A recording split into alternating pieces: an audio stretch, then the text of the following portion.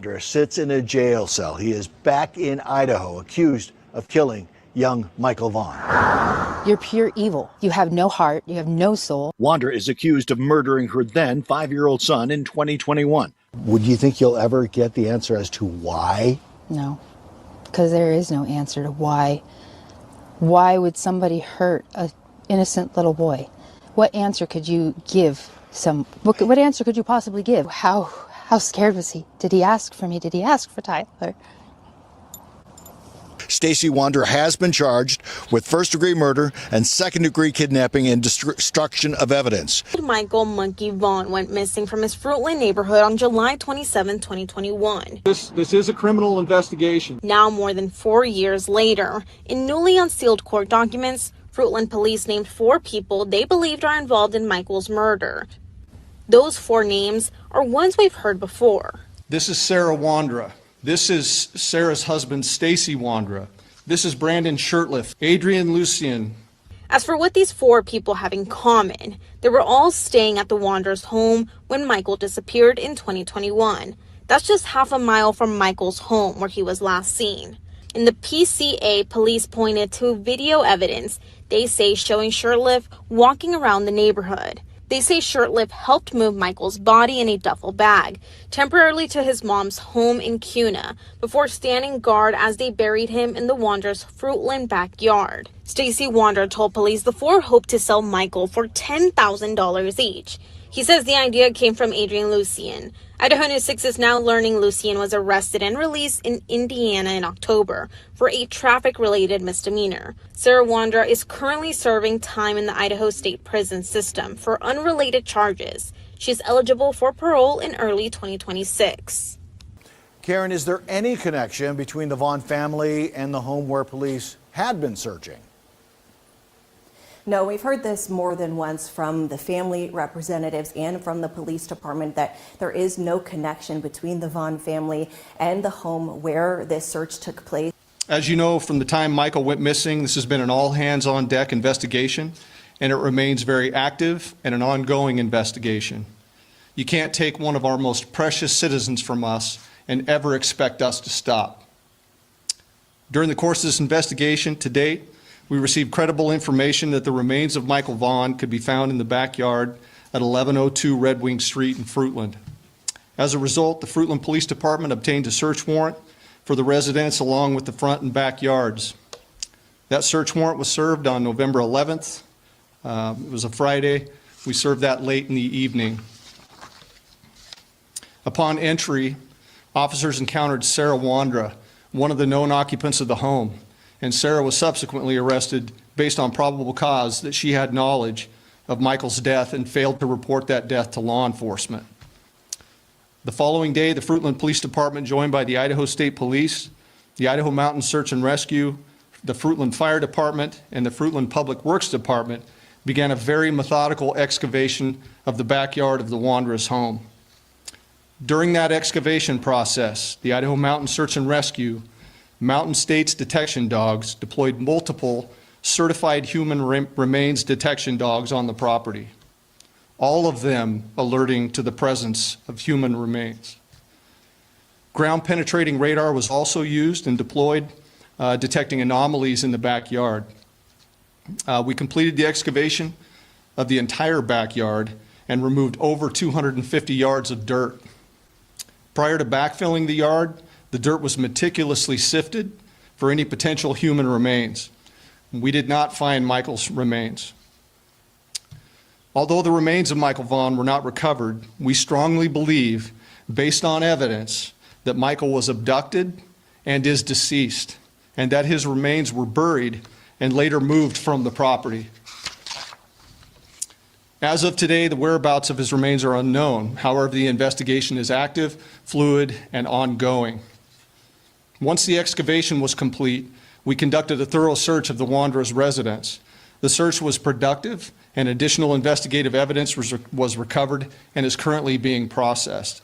An hour's worth of body camera footage showing Stacey Wondra FaceTiming with detectives and directing to where Monkey's body was buried in his backyard. It's like right under that mound area. It's right under the mound. About where at compared to the trees? A little like right to the right of the trees area. It should be, it should be a garbage bag. Okay, what color is the garbage bag? It would either be white or black. We only had two colors. Is the duct tape still going to be over his mouth? It should be. Okay. I didn't watch to take them off.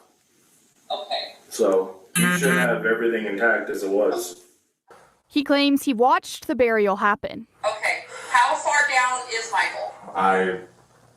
I don't know how far she actually dug. And the she he's referring to, that's his wife Sarah, another suspect in the case. Stacey says Adrian, a third suspect, was also there for the burial. Out of 300 homes, police say canines tracked Michael's scent to the home where Stacey, his wife Sarah, and their two roommates Brandon Shirtliff and Adrian Lucien lived. As Joe mentioned, a newly released probable cause affidavit filed in June lays out the interviews following Michael's disappearance. Again, during these initial searches, police say canines tracked Michael's scent to the fence line of the home where Stacey Wondra, his wife Sarah, and their two roommates, Brandon Shirtliff and Adrian Lucien, lived. All four of those individuals have been named people of interest in Michael's disappearance. One of Michael's neighbors told police they saw Michael riding a bike outside of the Wondra's home the day that he disappeared. Another neighbor said they saw that same tricycle at the Wondra's home during a garage sale months before Michael disappeared. The Wondras initially denied any involvement, but then in November of 2022, Stacey asked to meet with investigators. The PCA states Stacey claims he was home the night Michael was allegedly abducted and saw Sarah carrying Michael into the house. Stacey allegedly told police it was Adrian's idea to take a child to sell for money, and they would get a $10,000 cut. Stacey claims Sarah told everyone to, quote, follow her lead. Stacey told investigators they took him to Brandon's mother's home in Kuna that night, where they left Michael overnight. Stacey claims the other three returned to Brandon's mom's house the next day and brought Michael back to the Wanderer's home in Fruitland. Stacey told police Michael was not alive, and Sarah and Adrian buried him in the Wanderer's backyard. 2 days after Stacey's interview with police, they executed a search warrant and excavated the Wanderer's backyard. The affidavit says cadaver dogs alerted to the same area where Stacey told detectives Michael's body was buried, but to this day, Michael has not been found.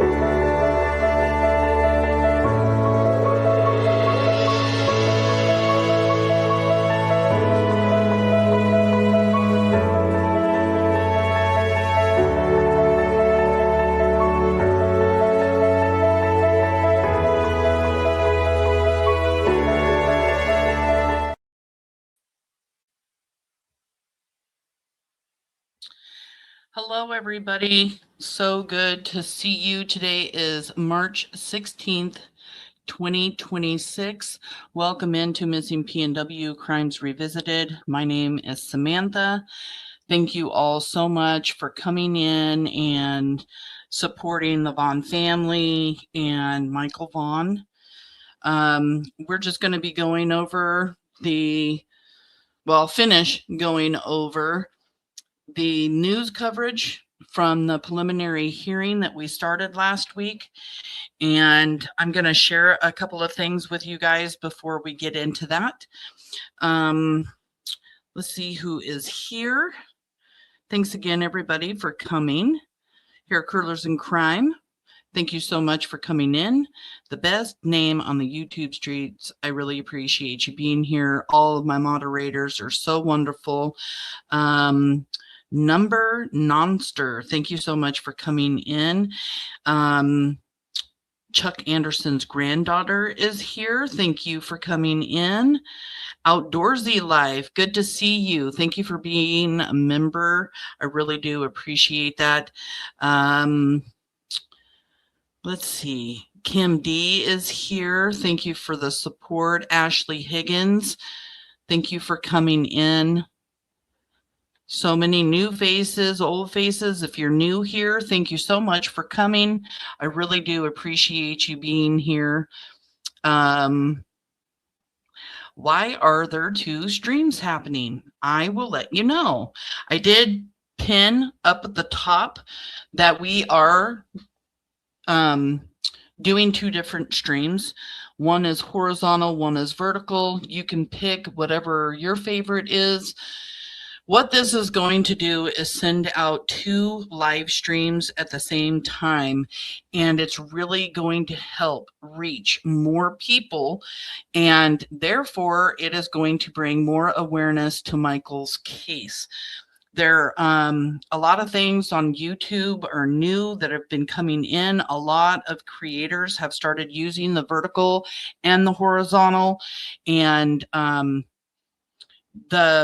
up and down vertical one gets people's attention really fast when they're scrolling through YouTube. I got a notification from YouTube saying, like, you should try this out. It gave me all the different reasons why. And the people that have been here for a long time know, like, if I can reach more people to bring awareness for monkey, that's what I'm going to do. And so I'm going to try this out a few lives. I'm going to see if we can reach out to more people. And if we can, that's amazing. And I'm going to continue doing it. So, you know, you can pick whichever one you want to be on. I can see all of the comments from both. So yeah, that's why I am streaming vertical and horizontal. Let me see who else is here.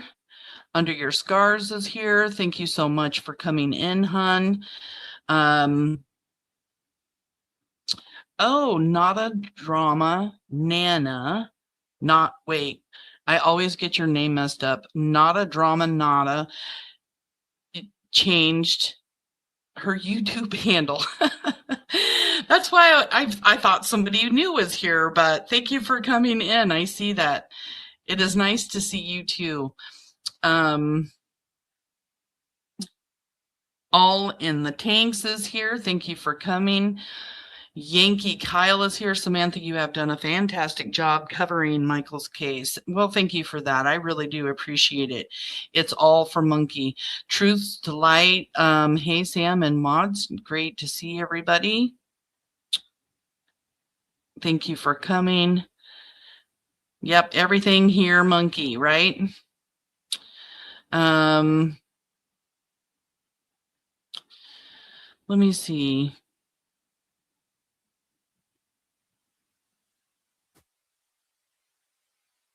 Bamacat is here. Hello, good to see you.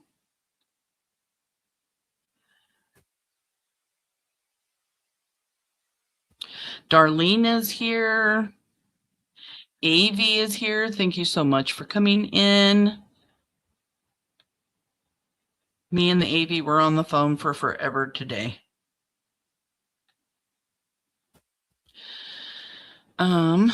Positive Vibe is here. Thank you so much for coming in.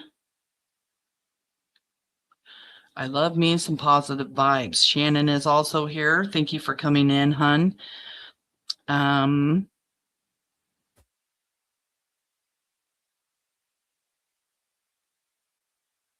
Truth to Light says, Sam, you've done a really good job with Michael's case, and I like to thank you for keeping us up to date. Thank you so much for that. I really do appreciate you for coming in. I do want to let everybody to know that tomorrow I'm going to put up a thumbnail tonight. I'm going to be doing a Q&A so people can ask questions, since there's been a ton of new information coming in from Stacey Wondra's preliminary hearing. We've been going over a lot. I'm getting a lot of questions in the comment sections after the show, getting messages and stuff. So I thought, why not do a Q&A just to have everybody come in. I will try to get to as many questions as I possibly can, and, you know, hopefully clear up anything that anybody is confused about, because there is a lot going on right now. So yeah, tomorrow will be a Q&A, and I'm not sure what time I'm going to put it up. I went a little bit early today because Purple and Wendy do Monkey Monday at the round table. So if you can, if any of the moderators could please put up the round tables link, I would appreciate it. After this live, everybody can go over and join the round table. They do such a great job, especially Wendy doing the videos. She puts a lot of time and effort into that. Thank you so much for the gifted membership. If you did receive a membership from Chuck Anderson's daughter, please tell her thank you, and let's dance a little bit in our chairs.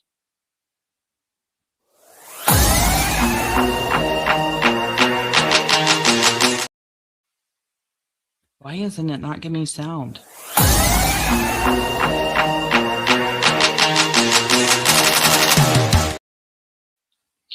Yeah, since I did upload the vertical and horizontal, there's a few things that have been kind of glitching. I hope that does not continue.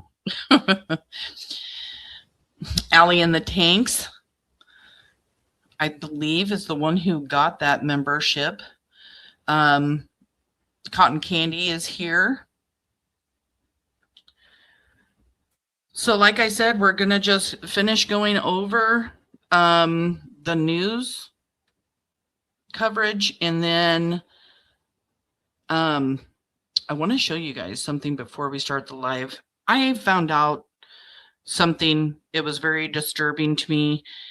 We have talked in other lives about the different RSOs that are connected to Stacey and Sarah, and there was another one that was found, and I just want to show you guys this short clip real quick that I made yesterday.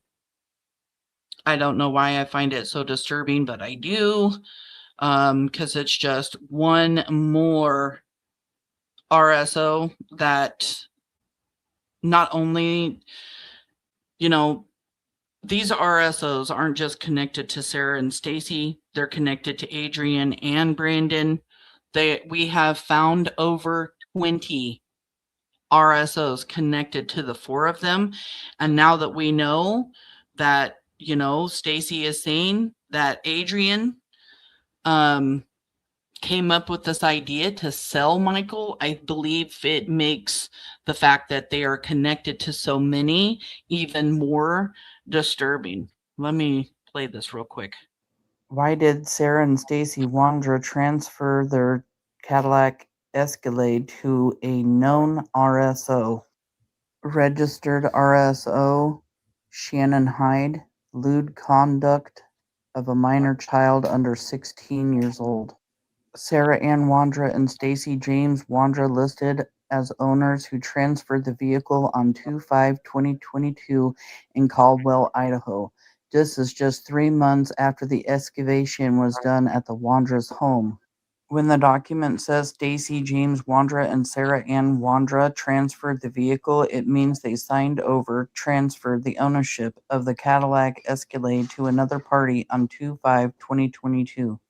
In short, the registrant is the legally registered owner, Shannon Hyde, while the owners are the individuals who hold title ownership, Sarah and Stacey Wondra, and also Shannon Hyde.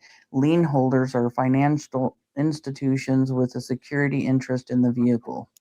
Lien holders are Hum Motors 2/5/2022, a lien holder financial institution with an address in Canyon County. Here is another out of many RSOs connected to Sarah and Stacey Wondra. We've uncovered well over 20 RSOs connected not only to Sarah and Stacey Wondra, but also connected to Adrian Lucian and Brandon Shirtliff. Why did Sarah... So, it's just really disturbing. Like another one. 3 months after the excavation, and pretty much what this means is this Shannon is a registrant. So even though she is an owner, Stacey and Sarah still held the title along with her. I don't know if Sarah and Stacey were driving the vehicle afterwards or if she was, but finding the information I'm sharing, because like I said, it is one more RSO connected to these 4 suspects. Michael Vaughn was abducted from his neighborhood in Fruitland, Idaho. There are 4 named suspects: Stacey Wondra, Sarah Wondra, Adrian Lucien, and Brandon Shirtliff. Stacey Wondra is going to trial. He is going to trial for first-degree murder, second-degree kidnapping, and destruction of evidence. Sarah Wondra will have the same charges after she's released from prison, October of 2026. And Adrian Lucien.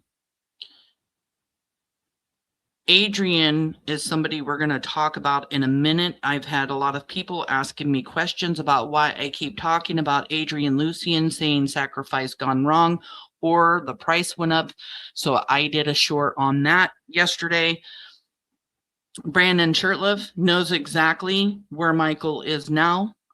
We know that he spoke to detectives, told them that he saw Sarah and Stacey put a duffel bag in a basement. Don't know if he meant to say crawl space, but we know the house in Fruitland and the house in Cuna do not have a basement. We have also heard, when asked about a duffel bag, he said he had a Marlboro duffel bag, and then continued to ask, have you found it yet? Why would Brandon be asking that question? That means it is out of his possession. And just saying and talking about the duffel bag, he has knowledge of Michael's abduction. He has constantly denied that. And now, because of the preliminary hearing, we know for a fact that Brandon knows. Brandon saw things, he knows things, and it's time for him to tell law enforcement and the Vaughn family where Michael is. If you have a tip to give on any of these suspects, anything regarding Michael's case, if you saw something or heard something, please call the Fruitland tip line at 208-642-6006 or email findmichael@fruitland.org. And Adrian, people are asking questions. They want to know, what do you know about Michael's disappearance? So let's show them.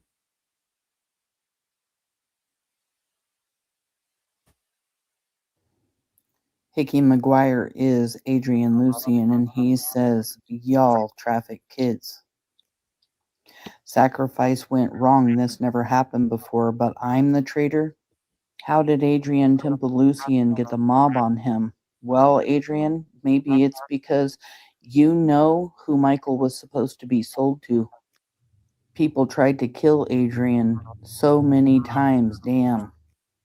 They tried to use me as the scapegoat and got caught up. They thought I was the one pimping. The price went up. Adrian, are you saying that the price went up for Michael? Adrian says, I'm not going to tell if they leave me alone. What are you not going to tell, Adrian? Adrian Lucien comes into chat on Justin for All while Stacey Wondra is up on panel. He comes in as Adrian Lucifer, says, lies. Y'all took that boy. Adrian, Stacey says that you and Sarah kidnapped Michael. Is that true? How do you know that they took Michael if you weren't there? Wasn't it your idea to sell Michael? We know that you were there when Michael was abducted. You ratted yourself out. Tick-tock, Adrian. It's time for you to talk to law enforcement. It is time for Adrian Lucien to talk to law enforcement. All of those were messages that were sent back and forth between Adrian and his long life friend. They were best friends for years and years and years and years. And one of the lives that I did, I went over all of the messages, even conversations that they had. You can catch that live. But it's very disturbing to hear the things that Adrian says. He cannot keep telling people that he has nothing to do with Michael's disappearance, with his abduction, with his murder, if he continues to say things like that. You know, I'm not going to tell if they don't come after me. What is he not going to tell? What does sacrifice gone wrong even mean? And the price went up. What does that mean? He's admitting there was a price. Adrian Lucien cannot continue to play this game that he has no knowledge. He's been doing it for far too long. And honestly, after the preliminary hearing, and I found out so much more information, these 4 suspects all will be arrested. They will all be charged. And yeah, we can't just sit back and not talk about Brandon and Adrian because they're free. They have not been arrested yet. Adrian Lucien looks very evil, even his expression, right? CJ Namaste is here. Hello, thank you for coming in. It's just very disturbing information. Clever Phase is also here. True Crime Tribe is here. Thank you guys for coming in. Yeah, I'm just not going to stop talking about everything. As much information as I have that I haven't talked about before, or even things I have talked about, I'm going to continue putting things out, especially in the shorts, because it's just a fast, easy way to put out the information. Thank you, Lana, for coming in. It's good to see you. AB is here. Hello, hello. But Baby Kisses is also here. I'm listening, Samantha. Thank you for coming in, hon. So, again, just going to be going over the news coverage. And Purple, hello. Good to see you, hon. And if somebody can drop the roundtable link, that will be great. And you guys can join Purple. I'm not sure if she's going up 5 o'clock my time or 6 o'clock my time, but I'm going to try to keep this live just a couple hours long so that everybody can go over and watch the roundtable when her and Wendy go up. Again, if anybody has a tip for Michael, please call that tip line. The telephone number is 208-642-6006 or email findmichael@fruitland.org. I'm sure law enforcement knows exactly where Adrian Lucien is, but if you have seen him, turn it into the tip line. Turn it into the tip line. Then we can really make sure that Adrian knows we're watching. Good to see you, Kimberly. Thank you for coming. 7:30 Central Time, so that's going to be 5:30 my time. Go over and join the round table. They do amazing work over there. I absolutely love Wendy's videos. Okay, so I think I've talked about everything I need to talk about today. As far as, you know, don't forget, tomorrow night's a Q&A.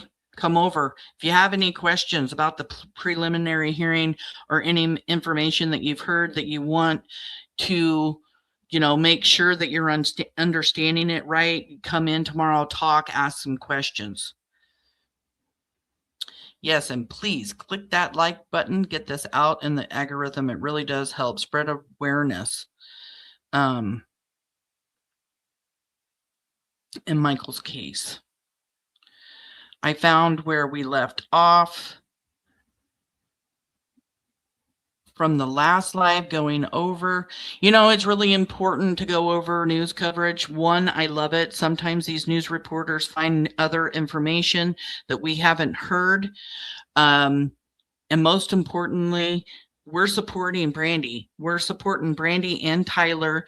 She went up in front of the news so many times, talking to reporters and everything. Tyler joined her once.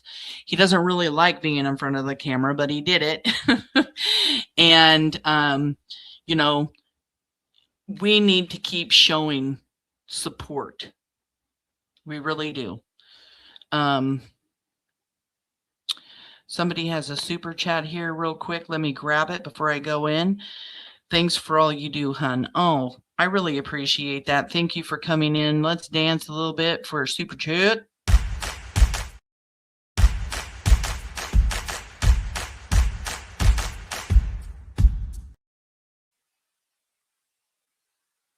I really do appreciate that.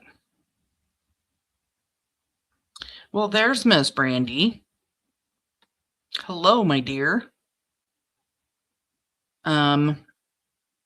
Brandi is Michael Vaughan's mom, and she does come into chat, so please be mindful. Hey, everyone, I hope your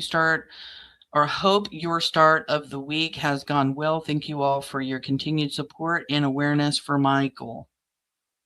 We love you, hun. All right, so let's get to these news reports. I don't know about you guys, but I love news coverage on cases. Like Kyron Horman's case, it's so old that if you find the really, really old, like right when it happened in 2010 news coverage, you've hit the jackpot. So much awareness. So this is where we left off. I believe this was day 3 in Let's Play, and, we'll talk about it. It's another very heavy day in the Payette County Courthouse on day 2 of Stacey Wondra's preliminary hearing. He's the man accused of kidnapping and killing 5-year-old Michael Monkey Vaughan in Fruitland back in 2021. A Fruitland police detective was on the stand today as body camera video of her interviews with Wondra on November 10th and 11th of 2022 played. Detective Juanita Kelleher said Wondra requested to meet with detectives while he was in jail on unrelated charges because he wanted to give them information about Michael and make a deal. In the first hours-long video, she and other officers are questioning Wondra about what happened the day Michael went missing. Wondra admits to detectives his then-wife Sarah and their roommate Adrienne Lucian abducted Michael, duct-taped him, and planned to sell him for money. At that point, you hear the duct tape on there, stretch. Please protect your mental health. There are going to be some news coverage that will talk about very specific things that happened to Michael Vaughan. So moderators, please, some warning in the chat. This is Stacey Wondra basically giving an example of what he saw happen. And we just heard Stacey Wondra requested to talk to detectives. That was on the 5th and the 10th, and detectives started talking with him in his interview here on November 11th of 2022, and he wanted to make a deal. He wanted the same deal that was offered to Sarah Wondra the month prior. So in October of 2022, detectives had talked to also Sarah, offered her a deal. She talked some, but then clammed up and didn't want to take the deal. But Stacey Wondra wanted the same deal. And you can tell here he is not being harassed, bullied, interrogated to the point of a false confession. Stretching and hear this little boy, murmuring and whining, crying hysterically for his mom. Well, Sarah was holding him. She had him? Yeah. He was, wiggled and trying to get out. And, how was she holding him? just like I know this is like you would birth a baby. What do you mean? So this is him? Yeah. How was she holding? So here's his butt, or here's his butt with this, and she was like really down tight. Later that evening, Wondra said he, Sarah, Lucien, and their other roommate, Brandon Shirtliff, drove back to Shirtliff's mom's house in Kuna with Michael in a duffel bag. When they were taking him out there, Wondra said Michael was still alive. A video of another Wondra interaction is expected in court this week, including one we reported on last year where he directs police to where Michael's body is buried in his backyard. It's like right under that mound area. It's right under the mound, about where at compared to the trees? A little like right to the right of the trees area. And what is he wrapped in? He should be, it should be a... You just hear him describe the trees. One of the cadaver dog handlers that was in court described how her dog hit where the trees were, where Stacey Wondra said Michael was buried. I thought that was huge because I have gone over this particular interview or confession footage many times, and to hear the cadaver dog handler talk about the fact that her dog, it was Deborah, was the cadaver dog handler's name, and I want to say oh my gosh, I cannot remember the name of her dog, but it was an amazing dog. She was an amazing person to have up on the stand. She did not let anybody bully her. I'm talking more the defense, but she gave a ton of information about her cadaver dog and let, the court know my dog has never, did a false alert, and very adamant at the fact, had my dog ever done a false alert, I would not be able to take my dog out to do this anymore. So yes, it was very interesting here. You hear him talking about those trees and then knowing the cadaver dog handler talk about hitting in that same spot during the preliminary hearing. Garbage bag. Okay, what color is the garbage bag? It would either be white or black. We only had two colors. Michael's remains still have... Who here thinks that Stacey Wondra should know the color of the garbage bag? Like, you really wouldn't remember that. He says white or black, but I mean, seriously, wouldn't that be something you would remember? Not been found.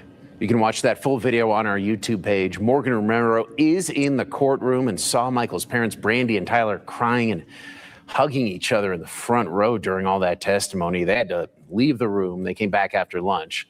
We expect this hearing to go until 5 p.m. You can follow Morgan's live updates on our website at ktvb.com. And it was a very, very hard day for Brandi and Tyler. You hear here in this news coverage that Michael was wiggling and squirming and Sarah was holding him.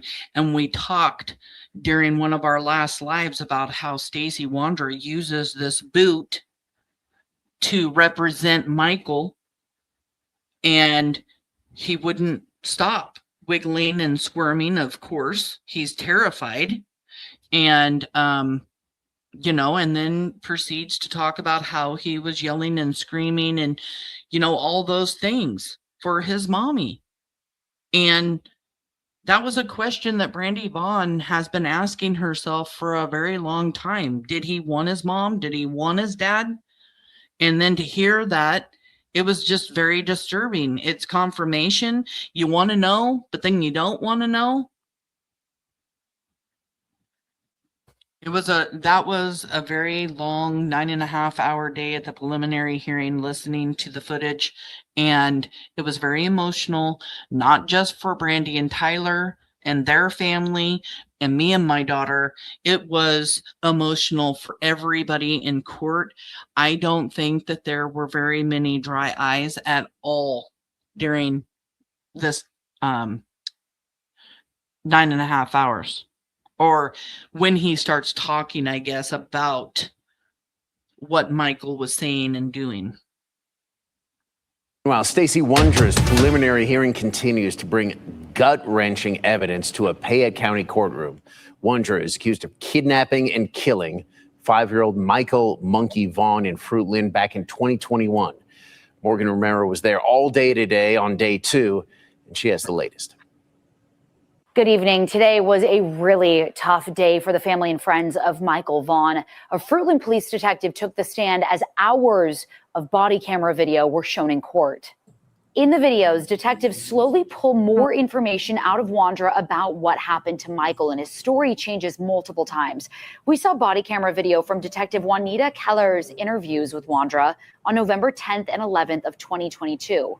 Kelleher testified Wondra requested to meet with detectives while he was in jail on unrelated charges because he wanted to give them information about Michael and make a deal.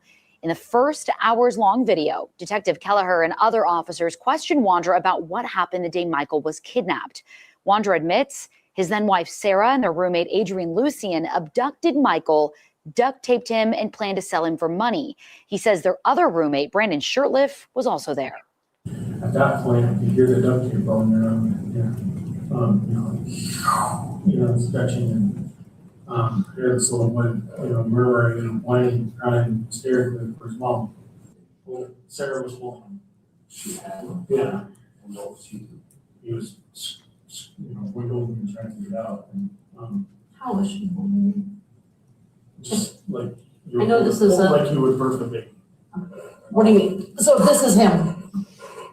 Yeah. How was she holding So him? here's his butt, or here's her butt. With this, but she was like really down tight.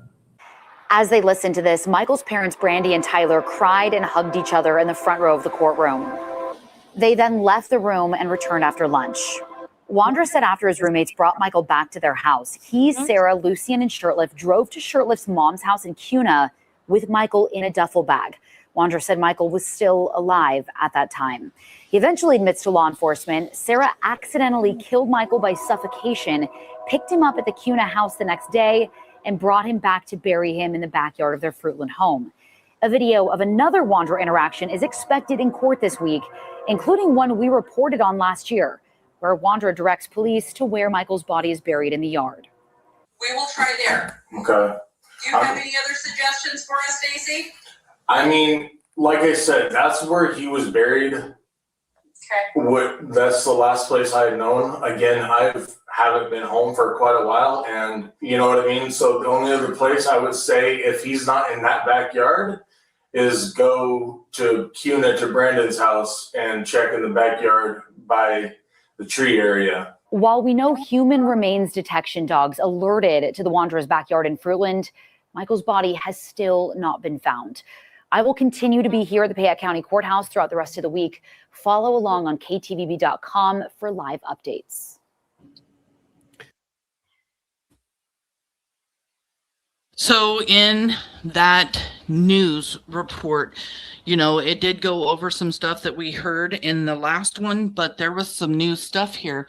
You hear, Morgan talk about the fact that Stacey Wondra said Sarah and Adrienne kidnapped Michael, and Brandon Shirtliff was there. So here he is saying, Adrienne, that you helped Sarah kidnap Michael. Stacey's going to trial for what he did, and he's not admitting to doing anything. Do you think you're going to stay out of jail? Do you think you're not going to be charged? And Brandon, you were there. That's what Stacey says. You saw what Stacey saw, and Stacey's going to trial. You both cannot continue to think that you will not be charged with anything. And, then again, you hear and see that Sarah was holding Michael very tight because he was wiggling and wanting loose. Of course he was. It's hard for me to talk about it is very, very hard to talk about.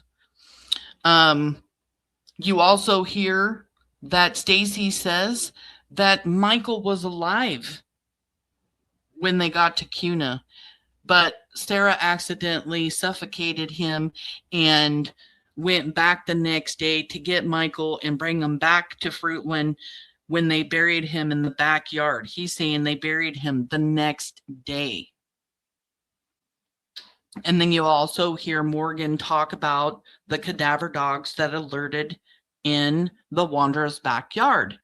That is a fact. And it was fascinating to hear these cadaver dog handlers talk about how they get their certifications, how they are trained to hit on human remains or the residual scent. So again, just more information that we have already talked about and just being even more confirmed in these news reports. I'm happy to be able to not only give my opinion, go through my notes, because between the information that me and my daughter wrote down, and now I also have Lana's notes that we can compare to, and maybe even have something that Morgan didn't talk about. We're finding out a lot about what was said in the preliminary hearing. Day 2 of Stacey Wondra's preliminary hearing here at the Payette County Courthouse. And it was a really heavy day, you guys. Brandi Vaughan and Tyler Vaughan, I saw them crying, sitting in the front row of the courtroom at multiple points throughout evidence today. And at one point, they did have to leave the courtroom. One witness was called. It was a Fruitland police detective. And while she was on the stand, multiple videos, hours of video were played, body camera video of her interactions and her interviews with Stacey Wondra while he was in the Washington County Jail on unrelated charges. In those interviews, he had requested to speak with law enforcement because he wanted a deal and he wanted to give them information about Michael. Well, over the course of several hours, law enforcement was able to pull more information out of him, but his story did change multiple times. But throughout those interviews, we learned that according to Stacey Wondra, Michael Vaughn was abducted by Adrian Lucien and by Sarah Wondra, Stacey's ex-wife. They took him back to their home in Fruitland down the street from the Vaughans' house, duct taped him, and then they drove to Cuna to Brandon Shirtliff, their other roommate's mom's house. And at that point, Stacey says that he believes Michael was left there. The following day, he said that Sarah and another roommate went back to that house and Michael was dead. They then returned to his Fruitland home, and he said that Michael Vaughn was buried in his backyard. He said that Sarah accidentally killed Michael by suffocation, and that wasn't the intention. He says the intention was for Adrian and Sarah to sell little 5-year-old Michael Vaughn. We will continue to be here throughout the rest of the week. Follow along on ktvb.com for live updates. And there you hear Morgan talk about the fact that Stacey Wondra's story changed multiple times, and it did, until law enforcement thought that Stacey Wondra was actually giving them some truths. You also hear him say it wasn't the intent to hurt Michael. The intent was to sell Michael, and he's saying that this was Adrian's idea. He's been saying this now for a long time. So, and we learned that in the probable cause affidavit that it was Adrian's idea and they were all to collect $10,000. You also hear, I think Stacey said at one point a couple of them went back to Cuna the next day, and at another point he said Adrian, Sarah, and Brandon all went to the next day. And we've heard testimony that a cadaver dog hit on the Lexus, which was Sarah and Stacey's car. And I mean, in my opinion, it could only be one out of 2 times, either when they brought Michael from Cuna to Fruitland or when Michael was taken from the Wondra's backyard to an unknown location.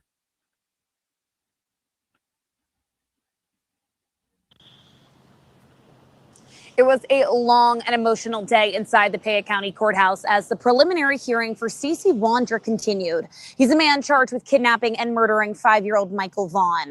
I'm neighborhood reporter Riley Shoemaker in Payette, where we spent hours watching police interviews with Wondra as Michael's parents sat just feet away watching the footage. Because they wanted to make money. From financial motivation to alleged roommate involvement, prosecutors played hours of unedited video recorded in November of 2022 when detectives interviewed Stacey Wondra about the Michael Vaughn investigation. In the video, Wondra describes seeing the boy, who was last seen alive in July of 2021, with duct tape. I just know the duct tape had been used, and when I saw the duct tape, it was on his mouth. Fruitland Police Detective Juanita Kelleher, who has worked the case since the night Michael disappeared in July of 2021, testified investigators searched extensively. Did you guys see that stack of information that Juanita brought up to the stand? Let me just back up here just a little bit. I want you guys to see her very, very, very thick binder full of information from this case. Look at that. It's not just one binder either. There's a couple there, and that one is like one of those great big 4 to 6 inch binders. That is Juanita Kelleher and her information from this case that she took up to the stand. And now we know there's over 20,000 pages of discovery. July of 2021, testified investigators searched extensively for the boy, contacting hundreds of homes and finding no witnesses who saw him. In the recorded interview conducted while Wondra was jailed on an unrelated charge, he told detectives he was willing to help find Michael in exchange for a deal. I have a problem with going and trying to help find this little boy. Inside the courtroom, Michael's parents, Brandi and Tyler, became emotional, stepping out of the courtroom when Wondra described the boy crying out for his mother. Hear this little boy, murmuring and whining, crying hysterically for his mom. As the video continued, detectives pressed Wondra about what happened that night, and he described what he claims he saw inside the home, referencing a duffel bag investigators believe may have been used to move Michael. I've talked about what I've seen with the duffel bag. That's literally like what I have. Throughout the interview, Wondra suggested others in the house were responsible, repeatedly pointing to his wife Sarah, as well as roommates Adrian Lucian and Brandon Shirtliff, who have not yet been charged. But despite describing those events, Wondra repeatedly told detectives he wasn't involved, portraying himself. And here you can also see Stacey Wondra using a pad. He is drawing out the home, the yard, and everything, and talking about where Michael was buried.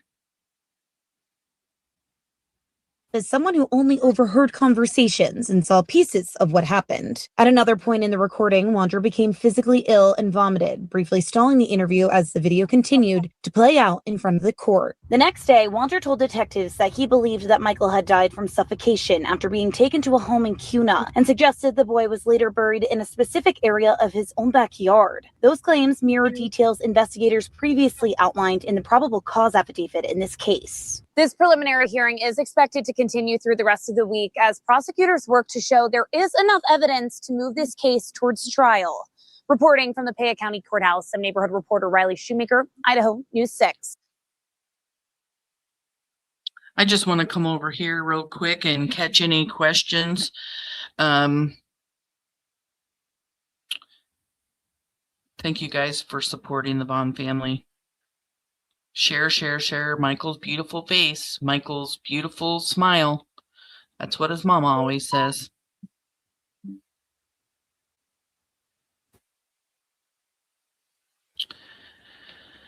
Oh, let me see. It's about the only thing they stayed consistent with. Yes, is the duffel bag for sure. And the duct tape. Let me see. Whoa. So we have a new member. Thank you so much for joining Summer's Army.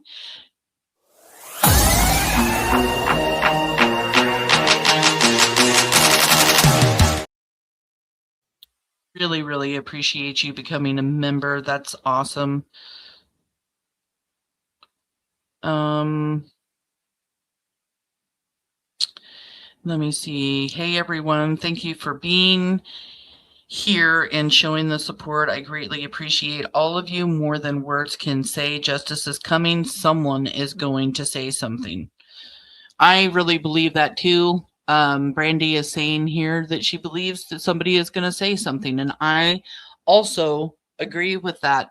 I mean, if Stacey Wondra knows something, we already know he's going to, sing like a canary. Sarah Wondra is not enjoying any of this. She's being blamed for being like the one carrying Michael into the house. Do you guys think that she's liking that very much? Miss Queen Bee over there running the show, controlling everything, being blamed for it all? Hell no. Hell no. It seriously is a race to see who can get a deal, because there's still time for that. Buckeye Mama in the house, thank you for coming over. Running Bear is here. Thank you for being here. This is horrific, putting Brandi and family through this, being a grieving mom myself. I know it's too much without having to go through this. They are disgusting monsters. Yeah, it was a very, very sad day in the courtroom. Everybody was so emotional. Praying that they talk ASAP. And everybody, please continue for that. We want these suspects to talk. 6 Cents Melia, thank you for coming in. Thank you for being a member. Buckeye Mama's Justice for Michael. Bring Monkey home. Everybody here is a part of Monkey's army, and we're never going to stop. Yes.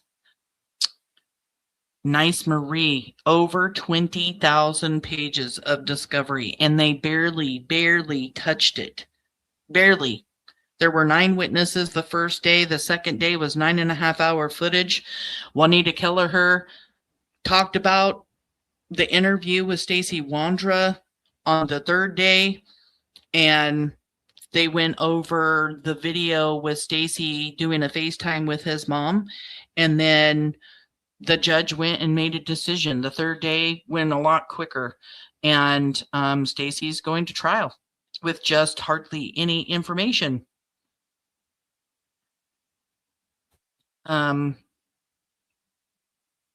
Brandi says that human is absolutely amazing. She has worked day in, day night, every single day since Michael was taken.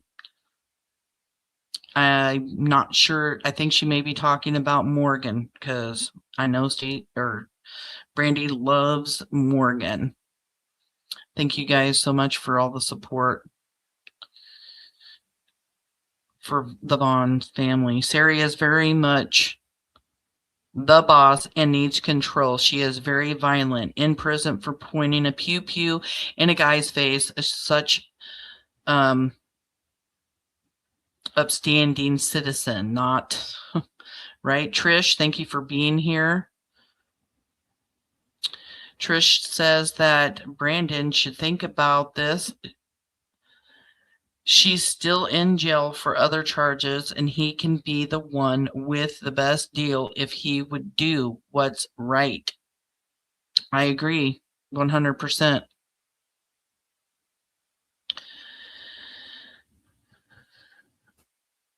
Let's see who will hit the high note in their trials. I believe it's coming before Sarah will be released in October, in my opinion, and I believe that you are right. I really do. Court case Courtney's in the house. Thank you so much for coming in. Toaster's also here. Yes, she was talking about Detective Kelleher. I get mixed up in these all these conversations in here. And Morgan is absolutely incredible as well. I adore her so much. Even when everything was quiet, she would check in with us and see how we were doing. Oh my goodness. I loved Morgan and Sam. They were really amazing reporters. Juanita Kelleher is the shit though. She worked so hard. You can tell. Look at that stack of stuff. There was a stack Okay, so we're going to go through some more of the news coverage.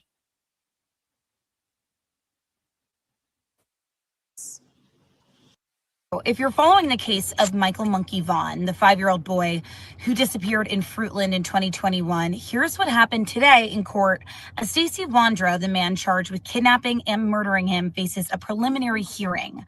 So I was inside the courtroom and we watched hours of unedited police interview video from 2022, so 1 year after he went missing. And in that video, Wondra tells detectives that he wants to help find Michael, but asks what kind of deal he might get in return. And he describes seeing what he described as a duffel bag used to move the boy and claims Michael had duct tape on his mouth and was wrapped up in something. Wondra also points to other people who lived in the home with him at the time, including his wife, Sarah Wondra, and housemates Adrian Lucien and Brandon Shirtliff, while portraying himself as more of a bystander of everything that happened that night. And you will also remember all three of those housemates have been named as suspects at some point or another. But bringing this back to earlier in the night that Michael went missing, Wondra says he heard the little boy crying out for his mom, a moment that became very emotional in the courtroom. When Michael's parents heard that, they did leave the courtroom. They were really emotional throughout all this video, but after this one, they needed a breather. But this preliminary hearing is expected to go to the end of the week as the state tries to make the argument that this case should go to trial.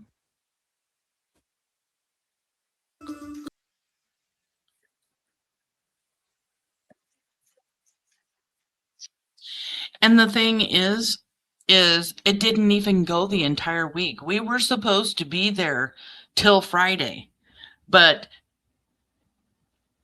the state was done calling up witnesses and they rest their case on Thursday. And yeah, nobody was called as a witness, no information from the defense, no defending Stacey Wondra whatsoever, closing arguments, and the judge came back and sent Stacey to trial. We did not even need a full week, not even a full week, which I believe is huge. And I know you guys are seeing that some of these videos do say the same things, but some of these videos say the same thing and then also give more information. And when Morgan is talking or the other news reporters are talking, it reminds me of things that I saw, that my daughter saw, and I'm able to talk about it in case I forgot about it or forgot writing it down in my notes. They absolutely did. They got what they needed for the probable cause, 100%. Thank you for coming in, Callie. Zane Lilly, my other moderator, thank you for coming in. I'm sure they know where they are all at as long as they are free. They are free to victimize others. Adrian victimizes via internet regularly. He absolutely does. And he talks on the internet. He's not one that's going to get up. Even when I said that he got into Justin's live and was talking in chat when Stacey Wondra was up there, he even said in that chat, "You'll never catch me, doing a live." Thank you for coming in, Sierra. I really appreciate that. That sounds like great news. We are so excited that Stacey Wondra is going to trial. And I hope this is showing these other suspects exactly what's going to continue to happen. These dominoes are just going to start falling down. And Adrian and Brandon will get charged. Stacey Wondra is denying having any involvement whatsoever, putting this on the other three suspects, and he's going to trial for just staring at what happened. If you can even believe that, because I don't believe it, and I know damn sure Brandi and Tyler don't believe it. He didn't just sit there and watch everything. He participated. He was at the splash pad earlier that day, waving at kids. So, yeah, yes, 1 down, 3 to go. And Sarah Wondra, we already know, is going to be charged. 2 down, 2 to go. And one by one, guilty. By 4, absolutely. He fixed the transport. He's going down. Yep. Chocolate covered pickle. I love that name. It makes me want to dip a pickle in some chocolate and take a bite. I just need to see if it's any good. Has anybody ever tried a chocolate covered pickle? Is there such a thing? Please tell me, because I love my chocolate and my pickles. Knowledge hidden is guilt. 100%. Putting the coolant is participating in the kidnapping. Power steering fluid, yes. Stacey, Sarah, Brandi, and Adrian, may you all pay for what you did to Michael Joseph Vaughn and his family. It's delicious. Of course you would know, or you wouldn't have that name. I love it. Okay, I am going to continue sharing and going over more information here because, like I said, Purple will be doing Monkey Monday. I did put all of these news coverage in sequence from like the very beginning, from the status conference all the way from Monday to Thursday.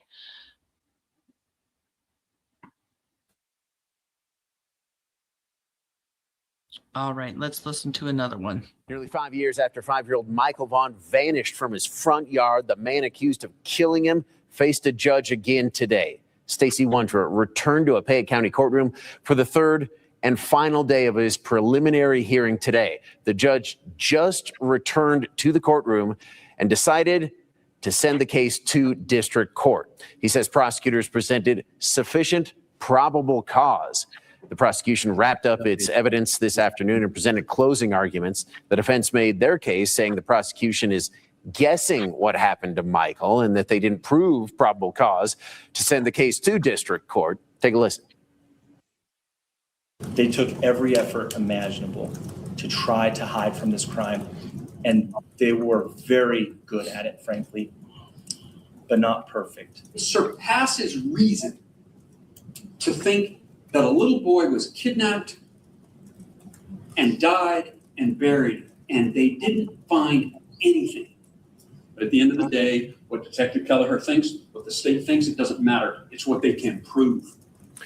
Wondra faces charges of first-degree murder, kidnapping, destruction of evidence, and persistent violator in the death of Vaughn, the Fruitland boy known to his friends and family as Monkey, who disappeared in July of 2021.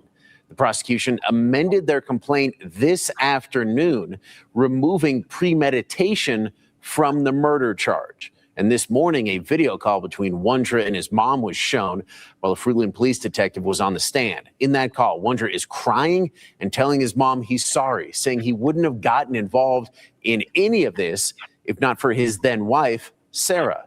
Wondra's mom tells him he needs to cooperate and tell the police the entire truth about what happened to Michael. Baby, is Michael alive? He's just shaking his head no. Look at his mom. How? Suffocation.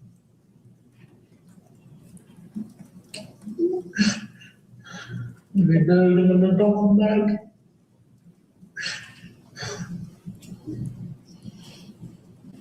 How was that an accident? She didn't realize there was too much clothes on top of him. Why did she take him? He was duct taped.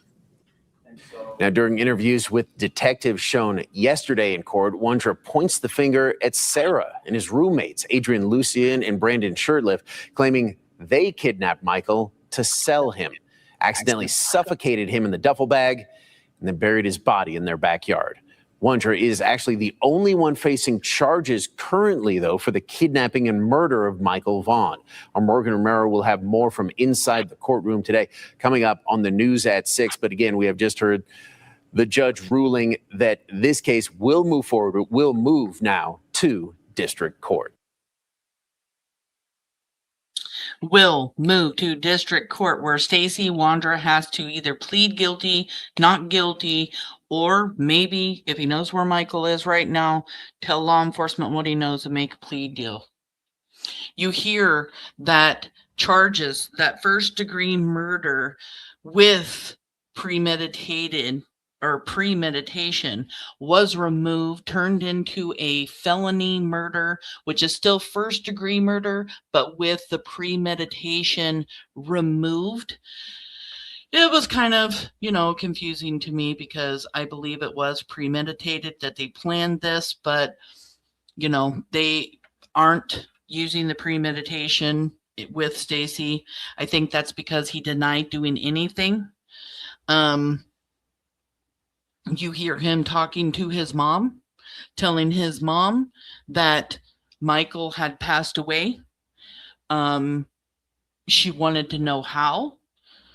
And he said, Sarah suffocated him on accident. And she said, how could that be an accident? Which is the question that I'm asking. And he says, she didn't realize that there was too many clothes on him or something to that effect, because the duffel bag apparently didn't have just Michael in it. They put clothes on top of him. And I don't know, on top, around, to the side, who knows? And then, of course, you've got him deflecting hardcore. I would not have even been involved if it wasn't for Sarah. And in that interview with his mom, we've gone over it here on Missing PNW. You can watch it. It's also up in other areas of the internet. But, she talks about Sarah and she doesn't talk too kindly of her. You can tell that his mom really does not like Sarah. I'm just really thankful that this day came, because this is the night where the family celebrated. We all celebrated together. Papa took us all out for dinner. It was all of us. I think we had like 9 or 10 people there, and we visited with each other, talked and everything until they started putting chairs up onto the table, and it was great to relax and know, like, okay, now we're moving forward, and we'll hear what happens April 15th at 10 a.m. in the morning when Stacey's got to go to district court.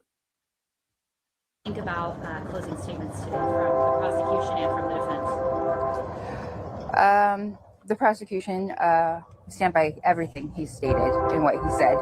I don't know very much about the laws, so I'm glad that that's being explained to us as the process is happening. I'm just glad we're going forward in the right direction, and pray that one of them, or maybe even Stacey, has the heart to tell us where Michael is. Today was emotional. I know for you guys, listening to the testimony from the detective and watching the videos again. What stands out to you that maybe you didn't know before? That Michael was given a shot of insulin. Michael's not diabetic, so it would have put him to sleep. So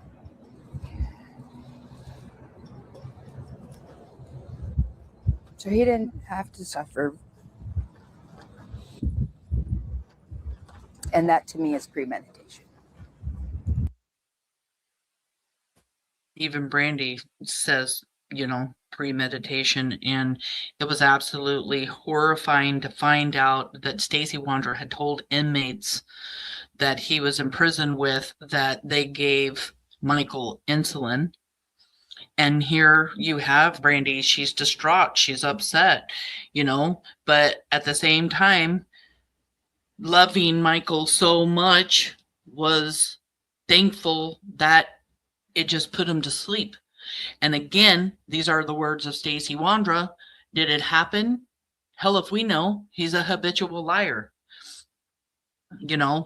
But just the thought of it, hearing it, wondering if it's true or not, is devastating for the family. And it was something that really stuck out to her and Tyler, the last day of the preliminary hearing. So it's hard to hear what they did to you. You did amazing, Brandi. You really did.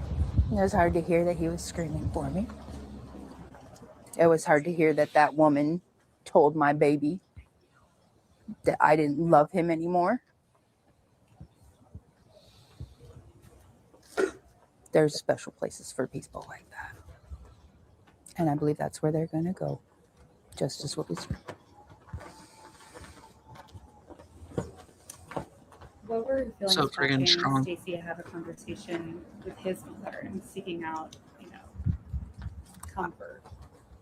I admire that woman for her grace and her kindness and for raising him and trying to do right by him.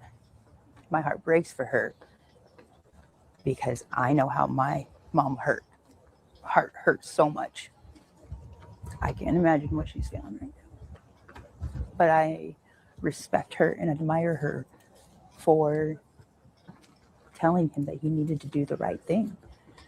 And I think her supporting him helped that a lot. And I am very grateful to her for that. And one of the voices that we heard in a lot of the videos yesterday was Detective Kelleher. What has your relationship with investigators been up to this point, and seeing all that video? I'm sure it was a mix of emotions. It explains a lot of trust us, just trust us, and giving them that blind trust has been reassured of what they have been doing and their love for Michael and their love for their jobs to do the right thing. So. And hearing the names of the other three come up so frequently and knowing they haven't been charged, what are your feelings on that? We're a small community. We're a small town. There are lots of moving parts to Michael's case. And those 4 names have always come up together. It doesn't surprise me hearing those names. And I believe that all 4 of them are going to be punished to the extent of the law.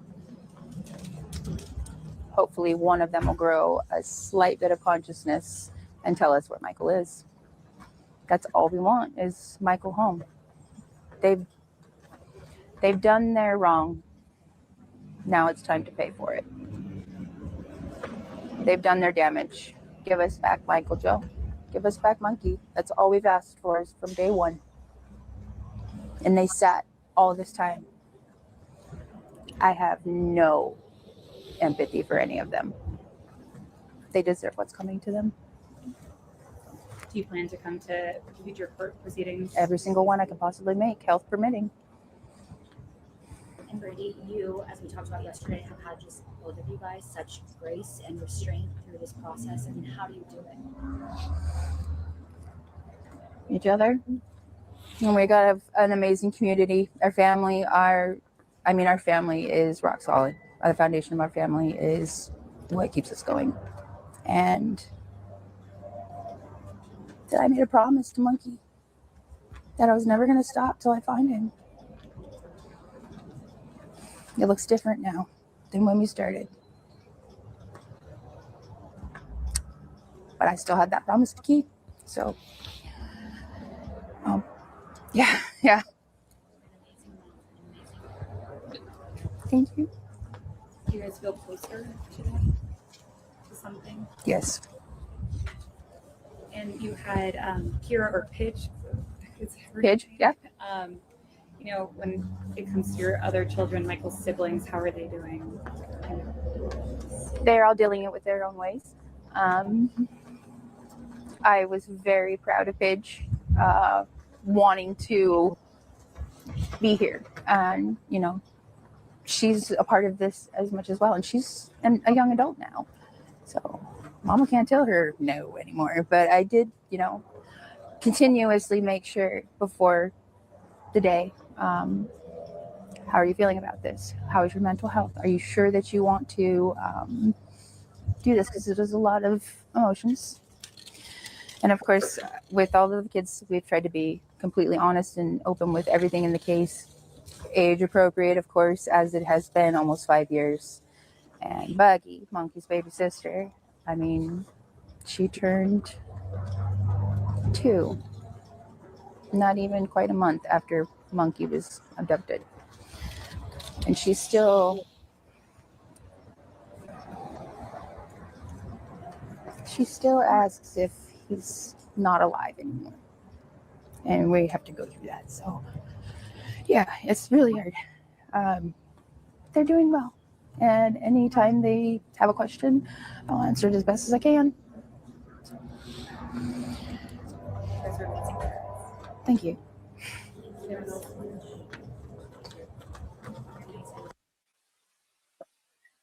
Just a very, very emotional day. This day drained everyone, especially Brandi and Tyler and their family. You know, just hearing her describe that Buggy asks if he's still not alive, and they have to, you know, explain to her again and again and again because she doesn't understand because she's so young. Just turning 2 years old right after Michael, her big brother, her best friend, was abducted. You know, and she talks about how their family's foundation is strong, and it really is. I saw it for myself. That family is so strong. They love one another. They're there for each other. They support each other. It is as true as she describes it to be. And, you know, Brandi and Tyler are just very, very strong. And yes, they have their good days. They have their bad days. But, you know, this day was a good day. Stacey Wondra is going to trial. Thank you, guys. Go home and be with them. Yeah. Stacey Wondra's murder and kidnapping case will move forward. Just a couple hours ago, the judge decided prosecutors did present enough probable cause to send the case up to district court. Wondra is the man accused of kidnapping and killing 5-year-old Michael Monkey Vaughn in Fruitland back in July of 2021. Morgan Romero was in court all week long for Wondra's preliminary hearing and brings us the latest. Michael Vaughan's family says this is the best possible outcome for now. The prosecution wrapped up evidence and witness testimony this afternoon and then made closing arguments. Payette County Prosecutor Mike Duke says Wondra and the other 3 suspects who have not yet been charged took, quote, every effort imaginable to try to hide from this crime. The defense then made their case, saying the prosecution is, quote, guessing what happened to Michael, and they didn't prove Wondra is connected to this crime beyond his own statements. Wondra faces charges of first-degree murder, kidnapping, destruction of evidence, and persistent violator. Beyond his own comments, what more do they need? Proving anything. Stacey admits to watching and seeing it, and in, you know, Idaho, being there, being involved, having a part in any of it, you know, is going to send you to prison for the rest of your life. But 20,000 pages of discovery will come out for that trial. The prosecution amended the complaint this afternoon, removing premeditation from that murder charge. Today was another emotional one for the family, as they had to listen to Wondra admit Michael was abducted. It was hard to hear that he was screaming for me. It was hard to hear that that woman told my baby that I didn't love him anymore. I think this was one of the most hardest things to hear.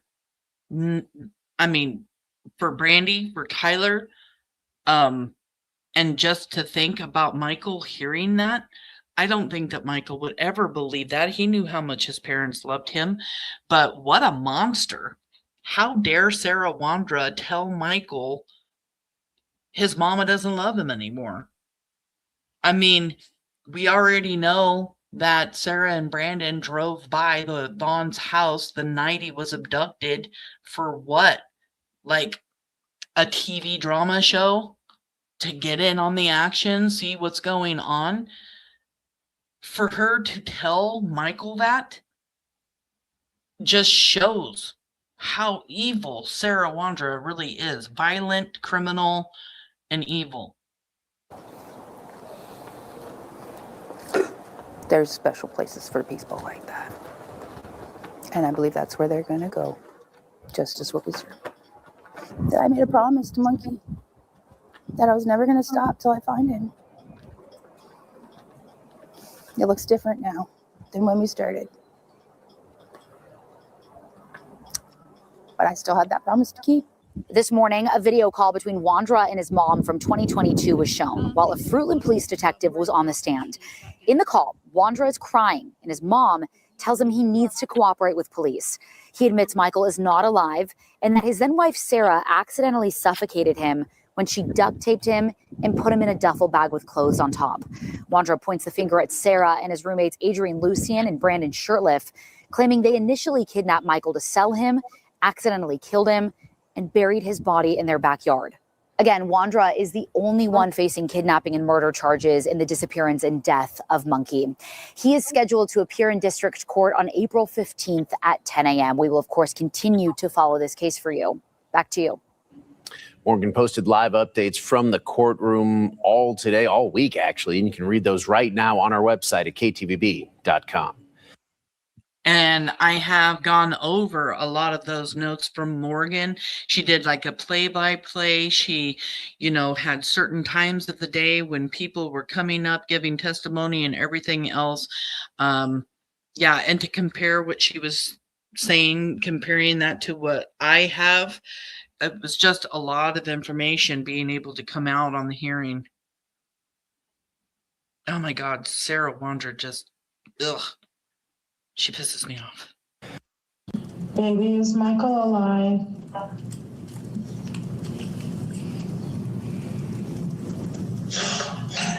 Sarah accidentally killed him.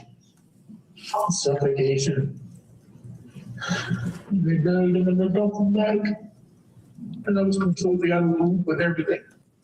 And the fact that you knew and you let his family suffer for so long, a long time, babe. Nearly 5 years after 5-year-old. Exactly. Letting the Vaughn family suffer for so long. If Stacey Wondra really did have any remorse for what he saw happen to him, he could have said something so much sooner, but he didn't. He found out Sarah was offered a deal, and then he wanted the deal. He wanted to think about himself like Stacey always does. Michael Vaughn vanished from his front yard. The man accused of killing him is facing a judge again today. Stacey Wondra returned to a Payette County courtroom this morning for the third day of his preliminary hearing. He faces charges of first-degree murder, kidnapping, destruction of evidence, and also a persistent violator charge in the death of Vaughn, the Fruitland boy known to family and friends as Monkey, who disappeared back in July of 2021. This morning, a video call between Wondra and his mom was shown while the Fruitland police detective was on the stand. In that call, Wondra is crying and telling his mom that he's sorry, saying he wouldn't have gotten involved in any of this if not for his then wife, Sarah. Wondra's mom tells him he needs to cooperate and tell police the entire truth about what happened to Michael. They said that if everything turns out what I said and matches, that they were going to fight for me. Okay. Baby, is Michael alive?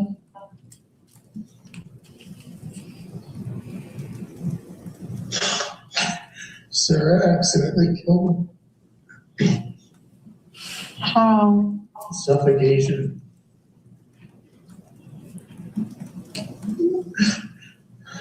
They buried him in a duffel bag.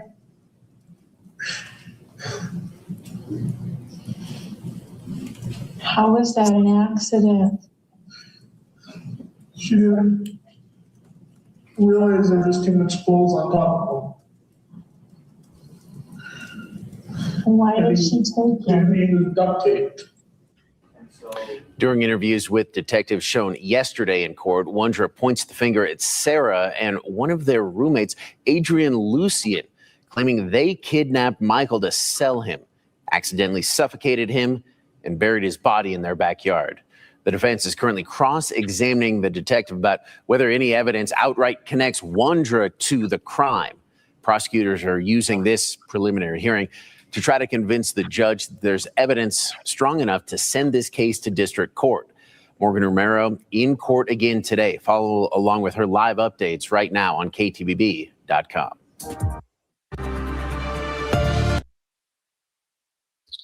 Brandi messaged me. She just wants everybody to know that her, she's having a very hard day.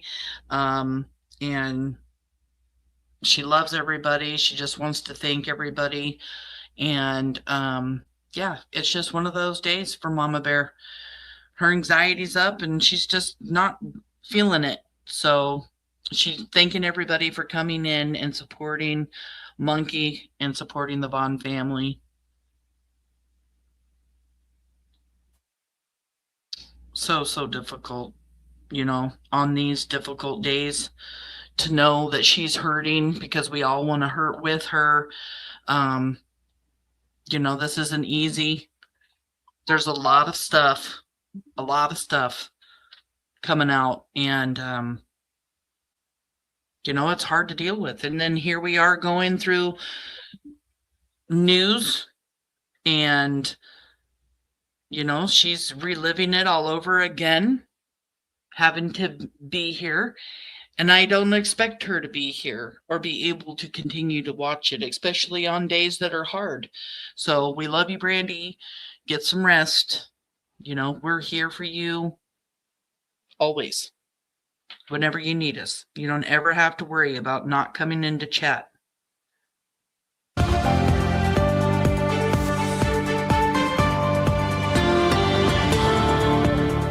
I'm Don Nelson. We begin with breaking news. A major development in the case of Stacey Wondra, the Payette County man accused in connection with the disappearance and death of 5-year-old Michael Vaughn.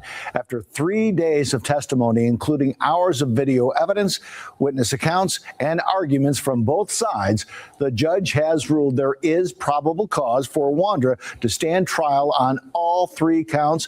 He faces kidnapping, murder, and destruction of evidence. Neighborhood reporter Riley Shoemaker was inside the courtroom today as the court played a video call between Wondra and his mother. Hey, Don. Yeah, it's been an emotional day here and really a long week as this preliminary hearing is played out at the Payette County Courthouse. And today, inside the courtroom, Michael Vaughn's family was there as they played a video where Stacey Wondra was speaking with his adopted mother. And she asked a question that many of us have been waiting years to have answered. Baby, is Michael alive?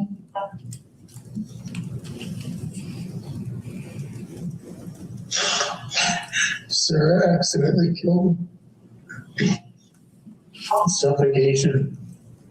We got to move with everything. And the fact that you knew for so long, a long time, babe.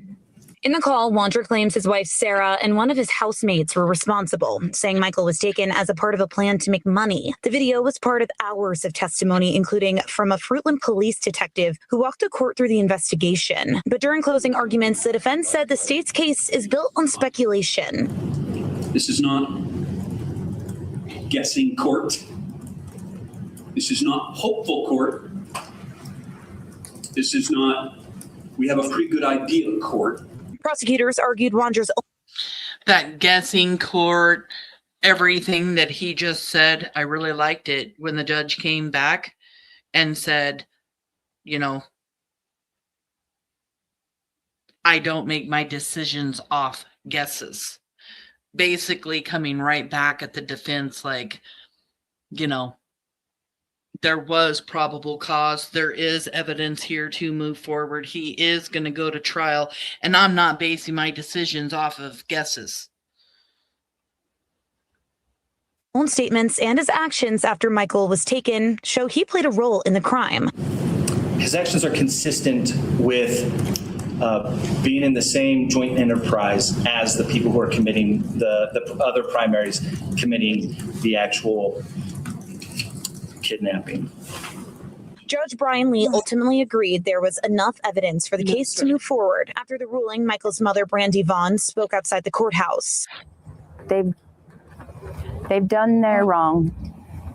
Now it's time to pay for it. They've done their damage. Give us back Michael, Joe. Give us back Monkey. That's all we've asked for is from day one. And they sat all this time.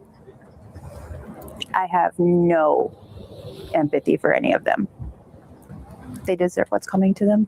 Vaughn says with no other arrests in the case, the process is far from over as her family continues waiting for answers. Step one, with one of them. There's still 3 more to go. Wondra is expected back in court for his arraignment on April 15th. And like I said, we have been here all week. I've been inside that courtroom giving full detailed breakdowns, and you can find all of those on IdahoNews6.com. Reporting live in Payette County, I'm neighborhood reporter Riley Shoemaker for Idaho News 6.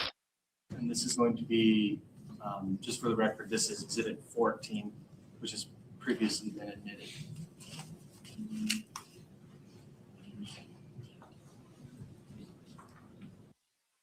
Okay, so we're done with that one.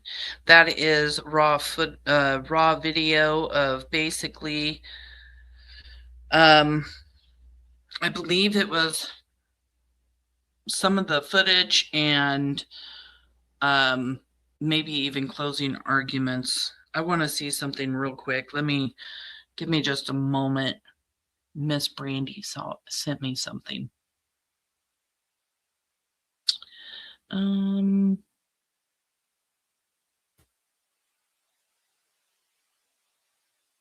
let me get over here.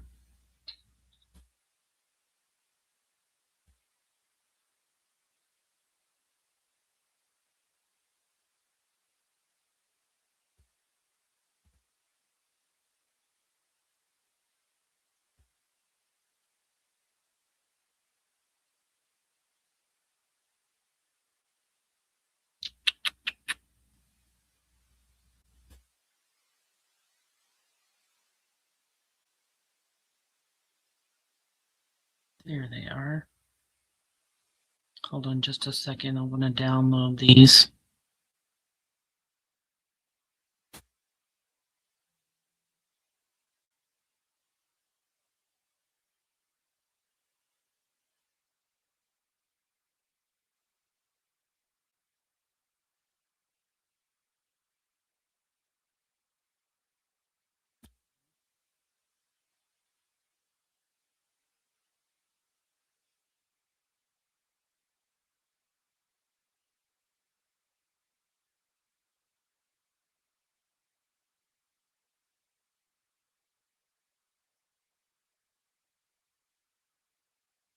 Okay, then let me come over here.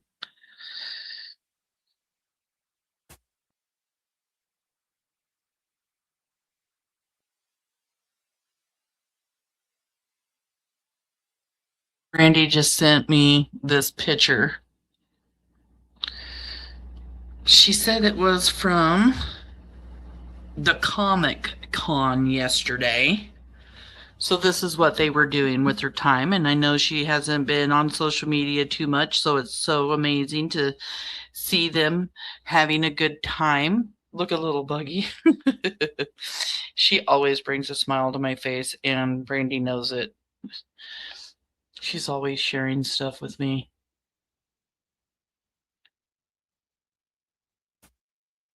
I bet you Buggy was having the time of her life.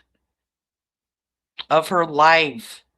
I am telling you, this girl, man, she is a handful.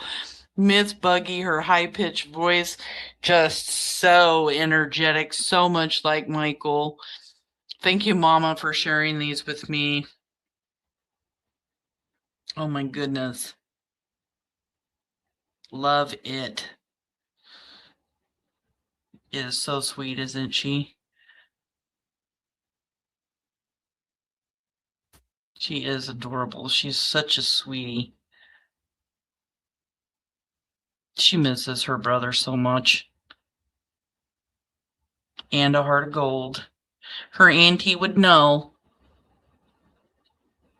Her auntie would know.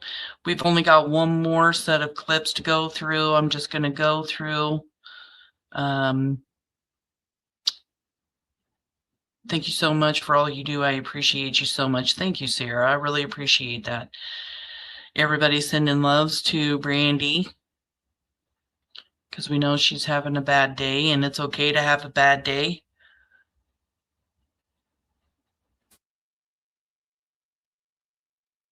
Yep. If there's anything out there, she's going to correct. Sweet Tea, thank you for coming in, praying for Brandi. I really do appreciate everybody coming in and giving so much support. It has been heartbreaking, but Monkey's Army is with her and she knows it. Praying for you, Brandi. We love you and we got you. And Monkey. Yep, we're Monkey's Army. TikTok, Brandon and Adrian. TikTok. Do you remember his YouTube tour? He didn't care about anybody but himself, and it was always just about him. He thought he could lie and weasel his way out of taking responsibility. Yeah, YouTube shit show was definitely him deflecting away from everything.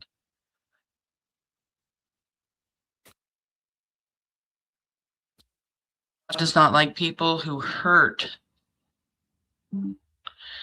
Honey, would you make sure that this is plugged into the wall, because it's saying that my battery is low on my computer.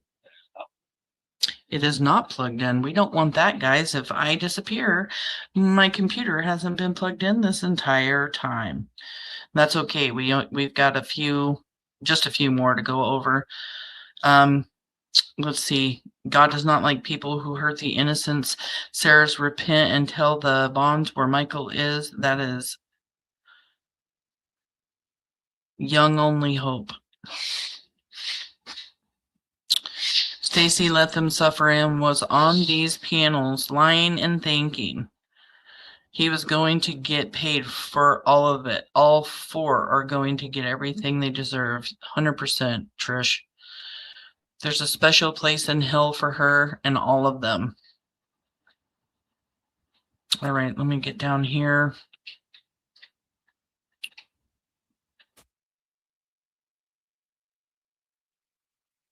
Thank you, guys. All right, so let's get to the last of the news coverage. I want to be done before Monkey Monday starts. Please join the round table for Monkey Monday. It's every Monday. You can always go over to the round table. Wendy and Purple throw up videos, sometimes even during the week or early in the day on Monkey Monday. All of the videos that Wendy does is absolutely the missing. You can also go follow her. I believe it's Wendy the Missing. Yeah, just love to give support on Monkey Mondays. If you don't see me over there, it's usually either because I am cooking dinner or my granddaughter's here, because she usually shows up right about the time. Mondays is my day with her, so she shows up right about the time that it starts. And, you know, I've got to spend my time with her because she will let me know if I'm on my phone too long. Let's just finish watching this coverage. All week, we brought you live coverage from Payette County as a judge determined Stacey Wondra, the man charged with kidnapping and killing missing Fruitland boy Michael Vaughn back in 2021, will stand trial. But as we've reported, Wondra has testified he did not act alone. So why is he the only one charged? Baby, is Michael alive? Sarah accidentally killed him. That short clip of a jailhouse conversation Stacey Wondra had with his adopted mother was played in a Payette County courtroom on Thursday during the last day of the Wondra preliminary hearing in the case of missing Fruitland boy Michael Vaughn. The judge in the case ruled Wondra will stand trial for the charges of murder, kidnapping, and destruction of evidence. When I make any decision, I base that decision on the evidence that's presented. I certainly never make a decision based on hopes or guesses, based on the... He never bases his decisions off of hopes and guesses. The underlying subject matter of a case that Stacey Wondra took, enticed away, or detained Michael Vaughn, a child under the age of 16, with the intent to keep or conceal the child from his custodial parents, in violation of Idaho Code 18-4501 and 4503. According to former Idaho Attorney General David Leroy, in Idaho statutes, Title 18 dealing with crimes and punishments specifically defines the difference between a person liable for a crime. There are principals and accessories. It's a fairly simple concept, and it's divided essentially by time. If you're acting before or during, you're a principal. If you act only after, you're an accessory. But obviously, this case from the very outset has suffered from a confusion of who did what to whom when. Right now, Stacey Wondra is the only person charged with the crime in the disappearance of Michael Vaughn. There were originally 4 people of interest. Sarah Wondra is in custody at an Idaho women's facility on unrelated charges, and the whereabouts of Brandon Shurtleff and Adrienne Lucien are unknown. Stacey Wondra will be... Brandon Shurtleff, they know exactly where Brandon Shurtleff is. Brandon Shurtleff has been at his mom's house door dashing.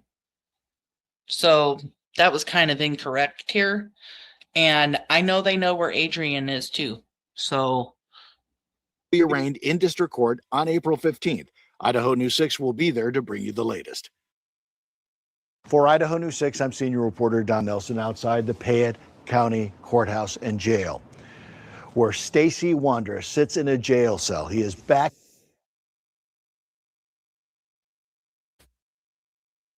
oh, this is an old recording, news clip. Hold on a second. Back over here.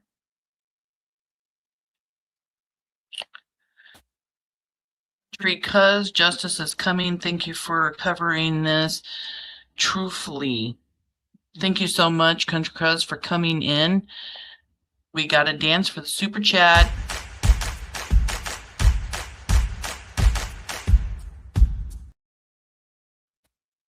I really do appreciate that so much. It's such a good to have you here always. I want to get over here and kind of get back out of here and where we are. So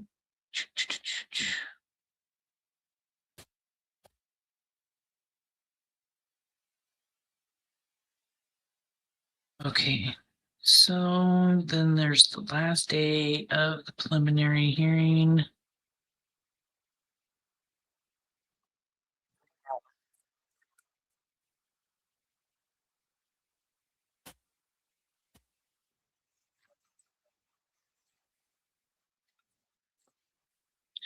This is going to be the last video, actually.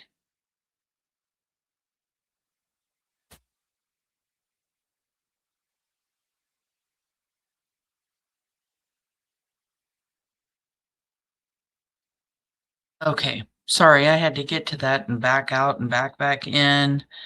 This is just Morgan talking with another reporter. Why are they protecting each other? They are all guilty, all involved. Did they let a B and an A out to hopefully lead them to Michael Vaughn? I don't believe that Adrienne Lucien knows where Michael is. He left quite early from Idaho after Michael Vaughn's abduction. But, I mean, they're protecting each other because in court we found out during the preliminary hearing that all 4 suspects got together and made a pact to make sure to convince everybody they had nothing to do with Michael Vaughn's abduction and murder. Like, that was their plan. That's why Stacey did his shit show on YouTube. That's why Brandon's been denying everything. That's why Adrienne, even in his post when you're talking to him, denies everything. But all of those text messages and stuff that I have from Adrienne Lucien, that was a private conversation with Adrienne and his best friend going, you know, growing up. Somebody Adrienne thought that he could talk to, and be more honest. And that's why we have all of this new information coming from Adrian about the knowledge he really did have. I think Adrian goes through this thing where sometimes he really wants to talk about it because he feels really bad. In my personal opinion, I think the reason that Adrian Lucien didn't go to CUNA that night for that tow is because he had a plan to sell a child for money. He didn't have a plan to hurt a child. And from what I understand, his best friend has told me over and over again, he just doesn't see Adrian ever wanting to do such a thing. But although that, maybe not harm the child, but if you sell a child to somebody, look at what could happen to Michael then. So Adrian Lucien may not have liked the fact that they were hurting him and doing all of those things right in front of him, but he didn't care that Michael was going to be sold to who? Predators of the worst kind, to suffer the unimaginable stuff that we don't even want to think about. And then, people are also used, trafficked for being like a slave in the house, or people want to buy a child because they can't have any. There's lots of reasons why, but still Michael's going to be suffering in one way, shape, or another because he's away from his family. So I don't care that he didn't want to participate in that trip to CUNA because he didn't know Michael was going to be hurt in front of him. Adrian knows a lot. And it's sickening. It really is that he wants to continue to deflect. And I was so glad to be able to have, my source, Adrian Lucien's best friend, and just be able to talk with him and really get to know him, spending many, many, many months, almost over a year. And now it's even been even longer. He wants nothing more than there to be justice for the family, no matter if his friend had something to do with it or not. And that's what it's all about. Justice for Michael.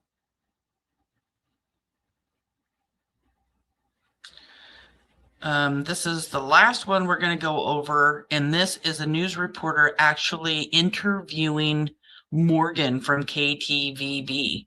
So this should be interesting. I have not seen this one before. What we saw last week was a preliminary hearing in magistrate court in Payette County. It was effectively a little mini trial without a finding of guilt, no jury. It was where prosecutors could decide what evidence they wanted to put forward, what witnesses they wanted to call in order to prove to the judge that there is sufficient probable cause in this case to move the case up to district court. And ultimately, that is what the judge decided. He sided with prosecutors and he said there is sufficient probable cause to move this up to district court. And so there will be a arraignment at that level in April for Stacey Wondra. Okay, what stood out from the preliminary hearing to you? They called multiple witnesses. They called neighbors. They called handlers of cadaver dogs, human remain detection dogs. And all of these things pointed to the Wondra's home, allegedly. So they brought in these witnesses who testified, not long after Michael went missing, a live scent tracking dog pinpointed the Wondra's home, also pinpointed an area over a bluff where prosecutors and law enforcement believe that a tricycle that Michael was riding, given to him by the Wondras, was tossed. And so pinpointed in two separate locations that they believe Michael's scent was. And then Stacey Wondra had asked to speak with law enforcement in 2022 before the yard was dug up, and that's how we learned we got to that point, and said, I hear you guys are offering my wife, they're divorced now, my wife, Sarah, a plea deal. I would like the same thing. And so it took hours, but ultimately prosecutors say they got closer and closer to the truth. And what he said happened is that he was sitting at home. Sarah, his roommates, Adrian and Brandon, came in with Michael and they ultimately duct taped him, put him on the couch. They said, we're going to sell him. We want to make money off of him. We're going to sell him to somebody in Oregon. And so then they decided to leave the home. Stacey says he went to leave the home and go out to CUNA to have an alibi. And CUNA is where Brandon Shirtliff's mom lived. So they put Michael, allegedly, in a duffel bag with clothes on top of him as he's duct taped. Mind you, this is a 5-year-old little boy. They drove out to CUNA. Stacey Wondra said at the time Michael was still alive. After that, he doesn't know what happened. Doesn't know what happened. He says he doesn't know what happened. But Sarah went back, and another roommate went back the next day, and Michael was dead. And so Sarah, according to Stacey, said, I accidentally killed him. He suffocated. And so we heard a phone call. This was really harrowing. We heard a phone call between Stacey Wondra and his mother from jail. Baby, is Michael alive?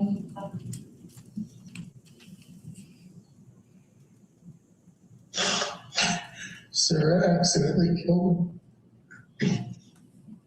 How? Suffocation.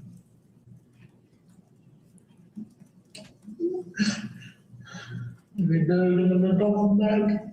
Okay, and then you also heard from Brandi as well. Yeah. Oh, Michael's mom has just been an absolutely incredible, inspiring woman throughout this. The grace and the restraint that she has had through this process is so admirable. And I do want to play a soundbite that she said at the end when this case was ultimately decided to be moved to district court. It was hard to hear that he was screaming for me. It was hard to hear that that woman told my baby that I didn't love him anymore. There's special places for people like that. And I believe that's where they're going to go. Justice will be served. So what happens next? Yeah, so again, he's going to be arraigned. Stacey Wondra is going to be arraigned in district court in April. And then the case ideally would move forward to trial at that point, but it could be years, before we see this actually come to fruition. We are expecting, if they've been named as suspects, something to come from this, but it remains to be seen, Hunter.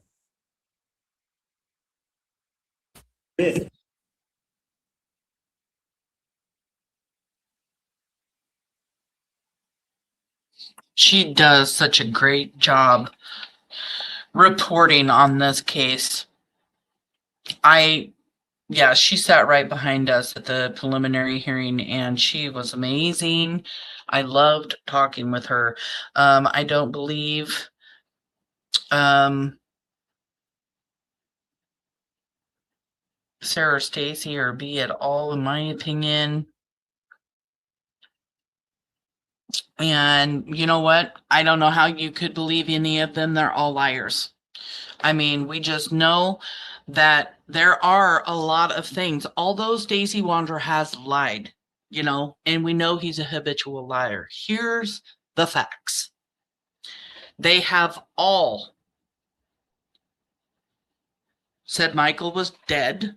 Sarah Wondra said that Stacey did it and buried in the backyard. Adrian Lucian says y'all took that boy. Brandon Shirtliff talks about having knowledge of a duffel bag and seeing Sarah and Stacey with it. And we know Stacey has confessed. So we know all 4 of these people know something. So that's true. Brandon and Stacey have both talked about the duffel bag. They have both talked about how a body couldn't fit into a duffel bag. We have heard duct tape, duffel bag, tow to CUNA, stop on 8th in Arizona. These things have been consistent this entire time. Only now more and more information leaks out of that. Why did they stop on the side of the road on 8th in Arizona? Was it just to put power steering fluid in? Or like in the probable cause affidavit, it says that one of the reasons why was to put the power steering fluid in, but the other reason why was so that Brandon Shirtliff could check on Michael because he was screaming in the back. We heard in court that they had to turn up the music in the truck to try to get rid of the sound of Michael screaming in the back. Brandon Shirtliff admits on my panel when I had him up here in my interview with Brandon Shirtliff that he did, in fact, get out of the truck. He even talks about being in the bed of the truck.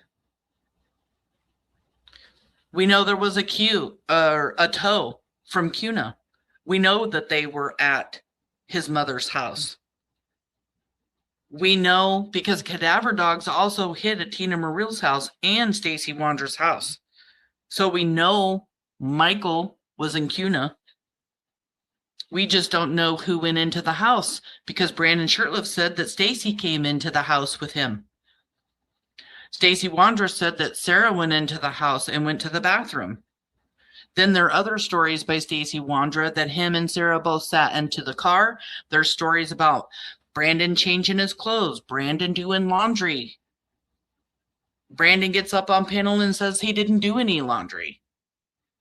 But we know they went to Cuna, and we know they went to Cuna with Michael because they all have knowledge and involvement. We know that all 4 of these suspects were in the home in Fruitland at 1102 Red Wing Street because their phones put them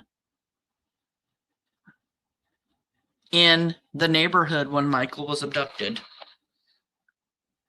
We know that Brandon Shurtleff is seen on footage walking around the neighborhood saying that he's looking for a missing child when Michael Vaughn hadn't even been reported missing yet by his father, Tyler. That phone call wasn't until 7:21, and Brandon was walking in the neighborhood from 6 to 6:30 p.m.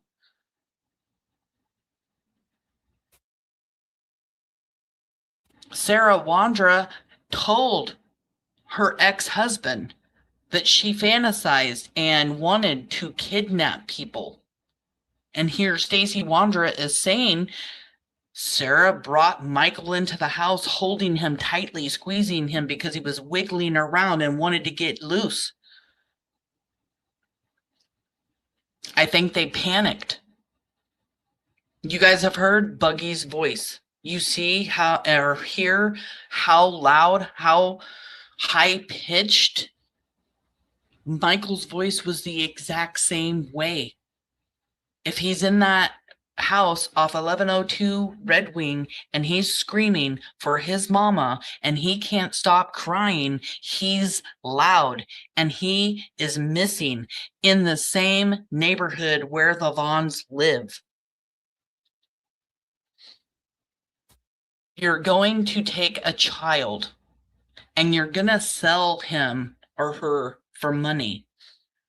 At some point, panic sets in that Michael, and this is my opinion, Michael is taken from the neighborhood where they live, and that's the panic. That is the panic. They all went and traveled around. Stacey Wondra went to a skate park. Adrian, Lucy, and Brandon and Sarah are out by a mall.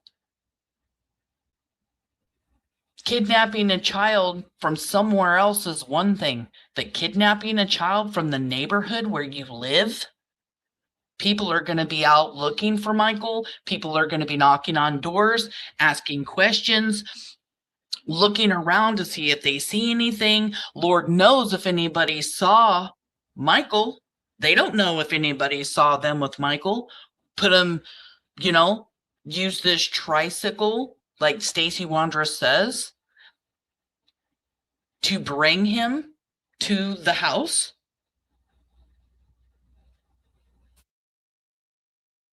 Panic definitely kicked in, and they decided, okay, we cannot keep Michael quiet. What are we going to do?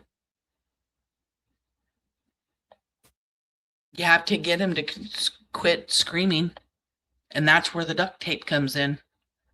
And then they can't keep him there at the house. People are going to start looking for him.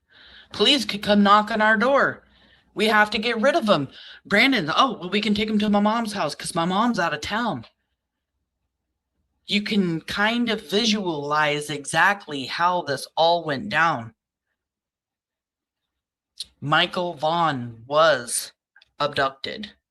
He was abducted by 4 monsters, 4 named suspects: Stacey Wondra, Sarah Wondra, and Adrian Lucian, and Brandon Shurtleff.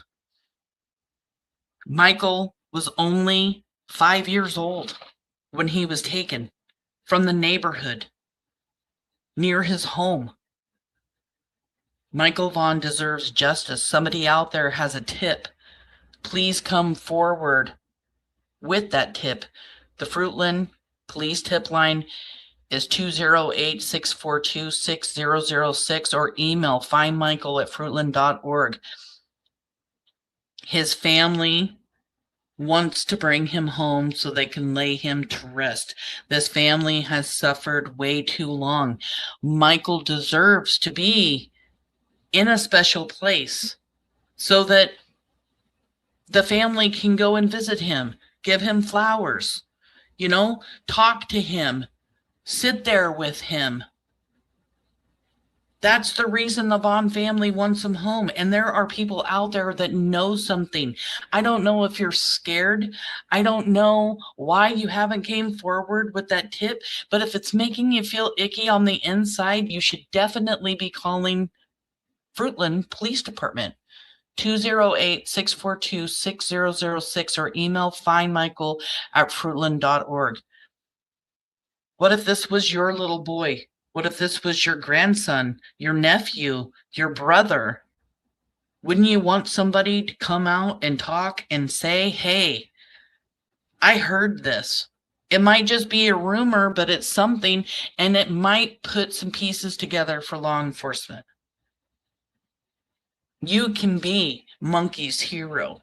You can bring him home to his family so his family can, put him to rest and visit with him and talk to him and cry. Leave those flowers. Those are very important things, especially for a mother and father or a brother or sister to have that place. That's why we have memorials, our cemeteries and stuff. That's why we have our ashes and we put our family's ashes somewhere where we can see them. I have my father's ashes, my mother's ashes. I talk to them all the time. Somebody out there has more information. 208-642-6006 or email findmichael@fruitland.org. The Vaughn family has a long road ahead of them. A very long road. They have to go through trial with Stacey. Then they have to go, going to a preliminary hearing and then possibly, I believe, another trial for Sarah Wondra, and again with Brandon, and again with Adrian. If you see Adrian, report him. Report where he's at. Hell, take a picture of him, send him to me. I'll blast him. Adrian, Lucian, and Brandon Sherliff shouldn't be free. But unfortunately, this isn't the way it's working. Law enforcement has a plan. The district attorney has a plan. They need to make sure that they can provide other criminals with court-appointed attorneys if they can't afford one. It costs a lot of money to do the preliminary hearings, to do the trial. They're doing everything that they can, and Stacey Wondra is going to trial. This is huge. We have to keep praying for the family, praying for Michael to be found, and most of all, pray that one of these suspects is going to give up the unknown location where Michael Joseph Vaughn is now. It's the most important thing. That's what this family wants. Him to come home. And we want to help the Vaughn family get exactly that. So if you have a tip, please, 208-642-6006 or email findmichael@fruitland.org. No tip is ever too big or too small. You can always let law enforcement decide, what tip is credible or not. They'll look into anything. I know that when it comes to Michael's case. Tomorrow night, a Q&A. If you have questions, tomorrow night's the night to come in. I will try to get to all of the questions. I hope I'm not flooded with hundreds and hundreds and hundreds, but I will be glad to answer as many questions as possible. Maybe if Brandi's feeling better, she'll come over, help answer some questions. A lot of other people here in chat, moderators, do know a lot of information about the case. There's so many new things going on in Michael's case. I think it's important to talk and, fix any misinformation that's out there, or talk about anything, any question you have. I am more than willing to answer your questions. I would rather answer those questions than for you to take some information that may not be true and start talking about it. That kind of stuff is what starts the rumor mill, and that rumor mill can ruin a child's case very quickly. One of the reasons why I never covered Sebastian Rogers' case, too much stuff, too fast, too many people, too many moving parts, too many stories, too much everything to even start to begin to work his case. I usually do only the Pacific Northwest children or crimes here, but it was one of the reasons why I didn't take on Sebastian's case. I didn't even know where to start. I didn't know what was true and what it wasn't true. So it's important to know the facts. So please join me tomorrow night for a Q&A. And, you know, while you're lying in bed tonight and you're thinking about the Vaughn family, just say a prayer. Say a prayer for them. They're going through a really hard time. It has sat in with them that this is really happening. They sat in a preliminary hearing for 3 days. How long is a trial going to be? Yeah. Weeks, months. Let's hope it all comes fast, quickly. I pray for that all the time for the Vaughn family. I love you guys. Thank you guys so much for coming in. I appreciate it.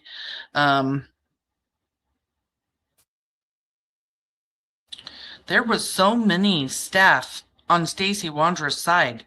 There were like 3 attorneys, and from what I understand, I want to say there was 2 to 4. I heard, have not verified. They were private investigators for the defense team. Not sure exactly. Like, I have not been able to confirm that, but did hear that.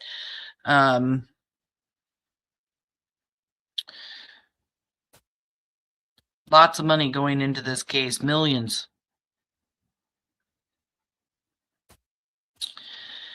I will see you guys tomorrow. I'm going to put that thumbnail up tonight so you guys can keep an eye on that. And again, I just really appreciate you all coming in. Don't forget to click that like button on your way out. Help get this out into the algorithm. Hit your notification button so that you know when I go live, because sometimes I go live, you know, early in the afternoon. Sometimes I go live in the evening. I do try to post up that I'm going live here on YouTube or in Michael Vaughn Case Revisited Facebook group. Would love to have you guys join. If you ever want to talk, find out anything, you can find me on Facebook under Samantha Brainerd. You can find me by going into Michael's Facebook, Michael Vaughn Case Revisited. You can also email me. Unfortunately, I don't even know that email. And I hope to see you guys all tomorrow night. I love you guys. Thank you guys so much for everything and for being a part of Monkey's Army. It means a lot to me. I know it means a lot to the Vaughn family. Share Michael's face and his beautiful smile. Share everything coming out from this preliminary hearing. Let's let these suspects know, because we know they're watching, that Stacey Wondra is going to trial.